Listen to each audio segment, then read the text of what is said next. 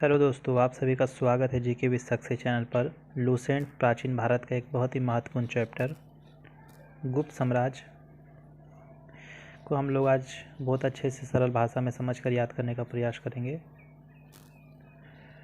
तो गुप्त साम्राज्य का उदय 3री शताब्दी के अंत में प्रयाग के निकट कौशाम्बी में हुआ। संभवतः गुप्त लोग जो थे वो कुषाणों के शामन थे। ठीक है, तो गुप्त साम्राज्य का जो उदय हुआ वो 3री शताब्दी के अंत में हुआ और प्रयाग के निकट कौशाम्बी में हुआ। गुप्त वंश के संस्थापक श्री गुप्त थे। श्री गुप्त का उत्तराधिकारी घटोत्कच था। ठीक है, लेकिन गुप्त वंश का प्रथम महान सम्राट की बात करें तो चंद्रगुप्त प्रथम था। यह 320 ईस्वी में गद्दी पर बैठा। उसने लिच्छवी राजकुमारी कुमार देवी से विवाह किया। ठीक है, और महाधिराज की उपाधि धारण की। तो यहाँ पर 4-5 पॉइंट जो कि इम्पोर्टेंट है।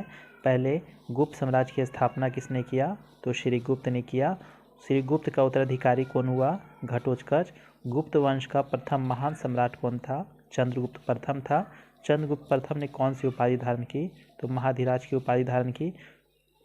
गुप्त संवत की शुरुआत किसने किया? तो चंद्रगुप्त प्रथम ने की। चंद्रगुप्त प्रथम का उत्तराधिकारी समुद्रगुप्त हुआ, जो 335 ईस्वी में राजगद्दी पर बैठा। इसने आर्यवर्त के 9 शासकों और दक्षिणावर्त के 12 शासकों को पराजित किया। इन्हीं विजय के कारण इसे भारत का नेपोलियन कहा जाता है। इसने अश्वमेधकर्ता, विक्रमांक एवं परम भागवत की उपाधि धारण की। इसे कवि राज भी कहा जाता है। तो चंद्रगुप्त प्रथम का उत्तराधिकारी समुद्रगुप्त हुआ। समुद्रगुप्त ने आर्यवर्त के 9 शासक को और दक्षिणावर्त के 12 शासकों को पराजित किया। इसे भारत का नेपोलियन भी कहा जाता है। इसने अश्वमेधकर्ता, विक्रमांक, परम भागवत की उपाधि धारण की और इसे कविराज भी कहा जाता है। समुद्रगुप्त विष्णु का उपासक था। समुद्रगुप्त संगीत का प्रेमी था। ऐसा अनुमान उसके सिक्के पर उसे बीना वादन करते हुए दिखाए जाने से लगाया गया है। समुद्रगुप्त को जो सिक्का है उस सिक्के पर उसे बीना वादन करते हुए दिखाया गया है, जिससे यह पता चलता है वह संगीत प्रेमी था। समुद्रगुप्त का दरबारी कवि हरिसेन था, जिसने इलाहाबाद प्रशस्ति लेख की रचना की। परम भागवत की उपाधि धारण करने वाला प्रथम गुप्त शासक समुद्रगुप्त था। गया और नालंदा से मिले 2 ताम्रलेख में समुद्रगुप्त को परम भागवत कहा गया है। समुद्रगुप्त का उत्तराधिकारी चंद्रगुप्त द्वितीय हुआ, जो 380 ईस्वी में राजगद्दी पर बैठा। इसके समय में चीनी बौद्ध यात्री फाहियान भारत आया। शकों पर विजय के उपलक्ष्य में चंद्रगुप्त द्वितीय ने चांदी के सिक्के चलाए। चंद्रगुप्त द्वितीय ने विक्रमादित्य की उपाधि धारण की। यह उपाधि उसने 57 ईसा पूर्व में उज्जैन के शासकों ने भी पश्चिमी भारत में शक छत्रों पर विजय पाने के उपलक्ष्य में धारण किया था। ठीक है, तो समुद्रगुप्त का उत्तराधिकारी चंद्रगुप्त द्वितीय हुआ और चंद्रगुप्त द्वितीय के समय चीनी यात्री फाहियान आया था और चंद्रगुप्त द्वितीय ने विक्रमादित्य की उपाधि धारण की थी। शाब चंद्रगुप्त द्वितीय का राजकवि था। चंद्रगुप्त द्वितीय के समय में पाटलिपुत्र एवं उज्जैन विद्या का प्रमुख केंद्र था। अनुश्रुति के अनुसार चंद्रगुप्त द्वितीय के दरबार में 9 विद्वानों की एक मंडली निवास करती थी, जिसे नवरत्न कहा जाता था। तो नवरत्न किसके दरबार में रहते थे? चंद्रगुप्त द्वितीय के दरबार में रहते थे। महाकवि कालिदास संभवतः इसके अग्रगण्य थे। कालिदास के अतिरिक्त इसमें धन्वंतरी, छपनक जो फलित या ज्योतिष के विद्वान थे, अमर सिंह जो कोशकार थे, शंकु जो वास्तुकार थे, बेताल भट्ट, घट करपर, वराहमिहिर जो खगोल विज्ञानी थे एवं बरूची जैसे विद्वान थे। चंद्रगुप्त द्वितीय का संधि विग्रहिक सचिव वीरसेन शैव मतावलंबी था, जिसने शिव की पूजा के लिए उदयगिरी पहाड़ी पर एक गुफा का निर्माण करवाया था। वीरसेन जो था वो व्याकरण, न्याय मीमांसा एवं शब्द का प्रखान पंडित एवं कवि भी था।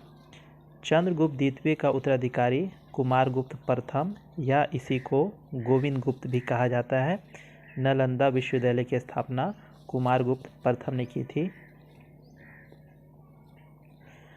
नालंदा का मठीय विश्वविद्यालय एक महाविहार है, क्योंकि यहाँ विभिन्न आकार के अनेक मठों का संकुल है।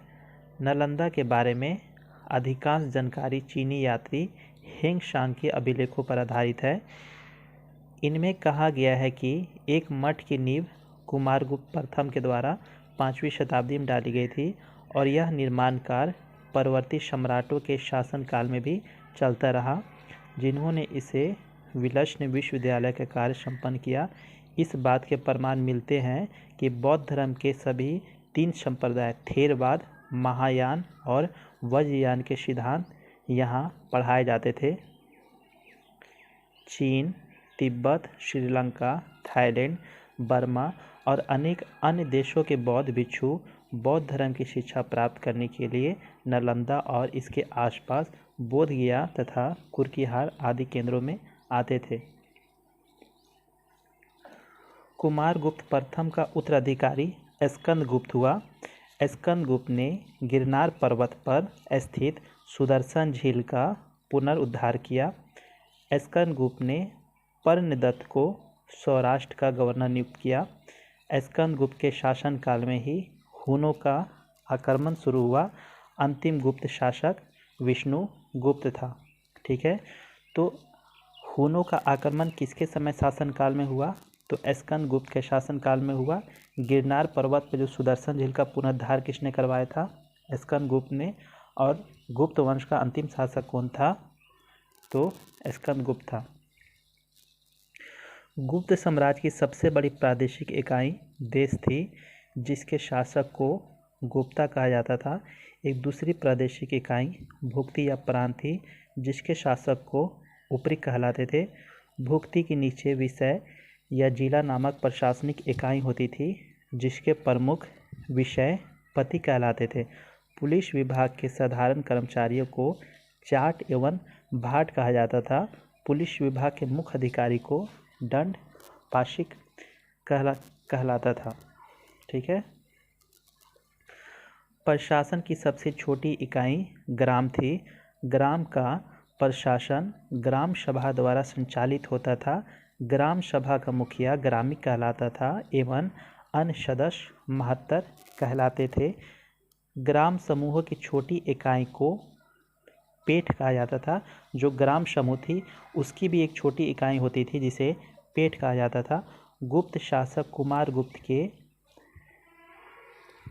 दामोदरपुर ताम्रपत्र में भूमि बिक्री संबंधी अधिकारियों के क्रियाकलापों का उल्लेख है। भू राजस्व कुल उत्पादन का 1/4 भाग से 1/6 भाग हुआ करता था।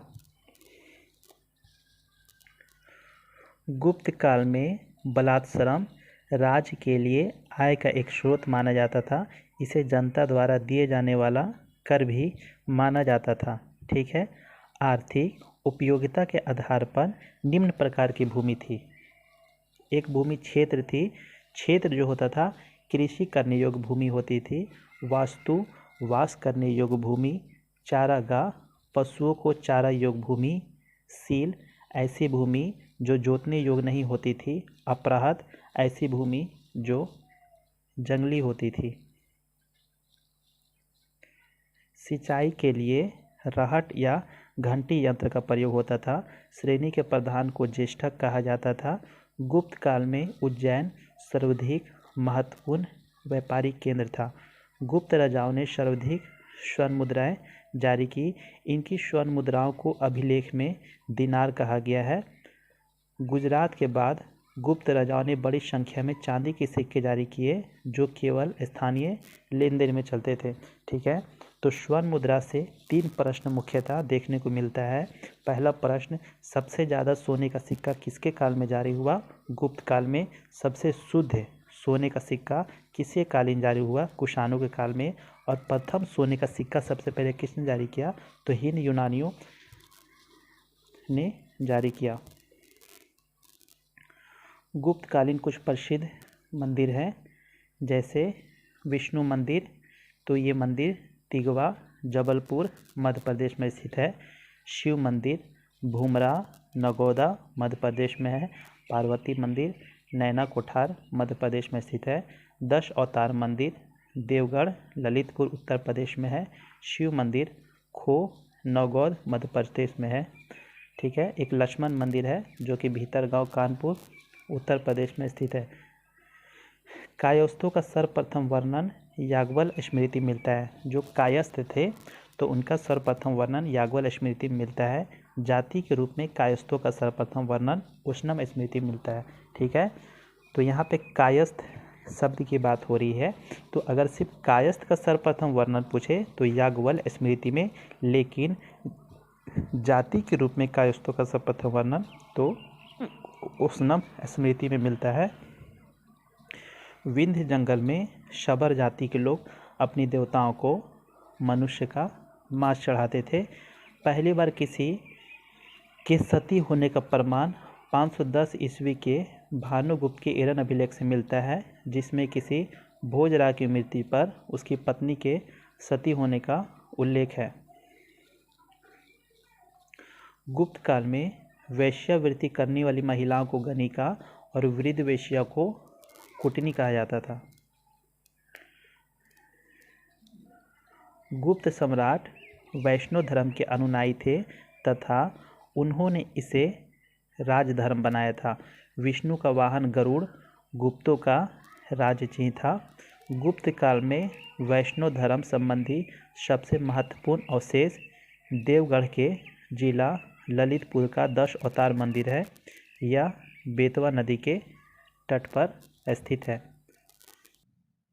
अजंता में निर्मित कुल 29 गुफाओं में वर्तमान में केवल 6 ही शेष हैं, जिनमें गुफा संख्या 16-17 ही गुप्तकालीन है। इसमें गुफा संख्या 16 में उत्कीर्ण मरणासन राजकुमारी का चित्र प्रशंसनीय है। ठीक है।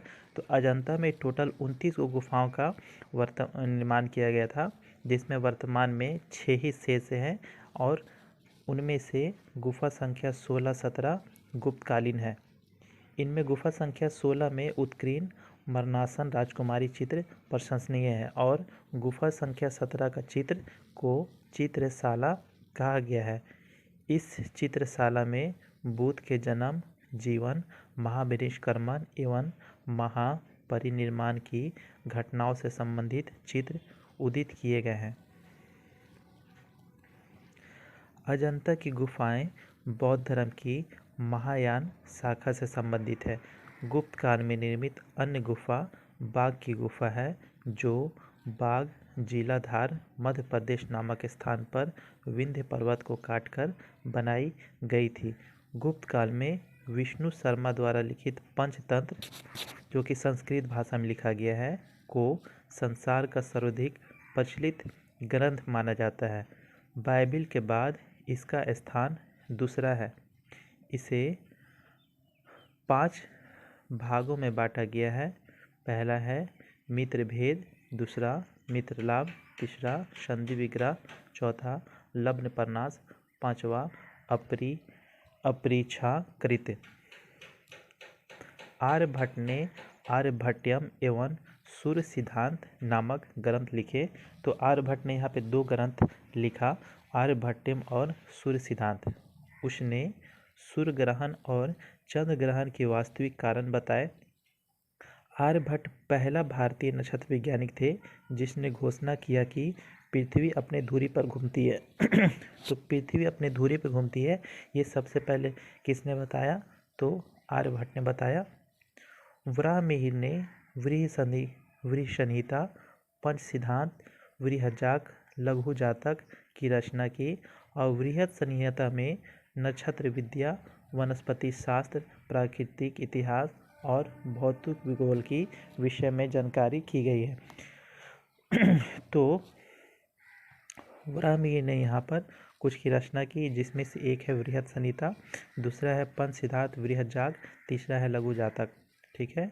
ब्रह्मगुप्त की बात करते हैं तो ब्रह्मगुप्त इस युग के महान नक्षत्र वैज्ञानिक एवं गणितज्ञ थे। उन्होंने यह घोषणा करके न्यूटन के सिद्धांत के पूर्व ही कल्पना कर ली कि प्रकृति के एक नियम के अनुसार सभी वस्तुएं पृथ्वी पर गिरती है, क्योंकि पृथ्वी स्वभाव से ही सभी वस्तुओं को अपनी ओर आकर्षित करता है। तो सभी वस्तुएं पृथ्वी पर गिरती है। यह सबसे पहले किसने बताया न्यूटन से पूर्व? तो ब्रह्मगुप्त ने बताया। संग्राहिणी सूत्र एक ब्रह्मांड संबंधी ग्रंथ है, जिसकी रचना 12वीं शताब्दी में की गई थी, जिसमें ब्रह्मांड की संरचना और अंतरिक्ष के अवधारणाएं शामिल है।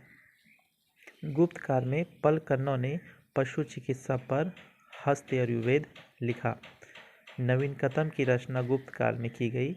इस पुस्तक में नुस्खे, सूत्र, उपचार, विधियाँ दी गई है। पुराणों के वर्तमान रूप में रचना गुप्त काल में हुई। जो पुराण का वर्तमान रूप है उसकी रचना किस काल में हुई? तो गुप्त काल में हुई। इसमें ऐतिहासिक परंपराओं का उल्लेख है। संस्कृत गुप्त राजाओं का शासकीय भाषा था। गुप्त काल में चांदी के सिक्के को रुपयक कहा जाता था। याज्ञवल्क्य, नारद, कात्यायन एवं बृहस्पति स्मृतियों की रचना गुप्त काल में ही हुई। मंदिर बनाने की कला का जन्म गुप्त काल में हुआ। गुप्त काल से पहले मंदिर नहीं बनाया जाता था।